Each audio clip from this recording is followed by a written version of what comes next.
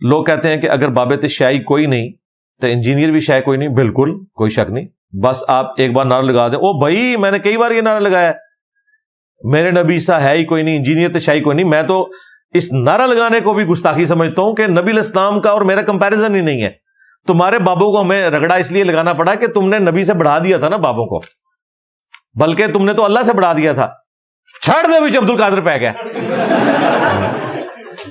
پھر مجھے مجبوراً کہنا پڑا کہ باب تشیع کوئی نہیں. ہاں, جب تمہارے بزرگوں نے ایک کہانی کروائی کہ بڑے سے بڑا غوث قطب ابدال ایک صحابی کے گھوڑے کی خاک کے برابر بھی نہیں ہے, تو میرا نعرہ تو بڑا سافٹ ہے. تم تو کہتے تھے کہ صحابی کے گھوڑے کے قدموں کی خاک جیسا ہے ہی کوئی نہیں, غوث قطب ابدال تشیع کوئی نہیں. یہی کہتے تھے نا, جانوروں سے بدتر سمجھتے تھے اپنے بزرگوں کو. میں نے تو پھر بھی کہا ہے کہ نبی کے جیسا ہے ہی کوئی نہیں, باب تشیع کوئی نہیں.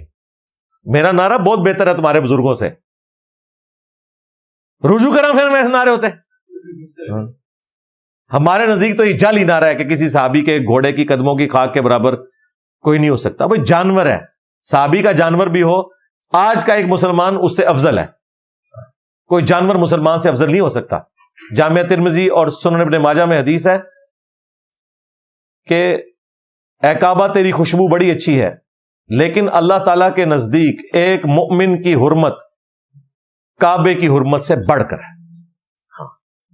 یہ جذباتی جملے ہیں, گھوڑے کے قدموں کی خاک, اللہ سے ڈر جاؤ.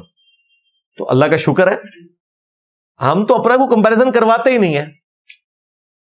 ہم تو کوئی شے اپنے آپ کو اس لیول پہ نہیں سمجھتے کہ ہمیں کمپیریزن کروانا پڑے. یہ تمہارے بابوں کا نام بھی اس لیے لکھنا پڑا کہ انہوں نے کام ڈالا ہوا تھا, اس لیے بتانا پڑا کہ یار ان کو چھوڑو, نبی علیہ السلام کی پیروی کرو.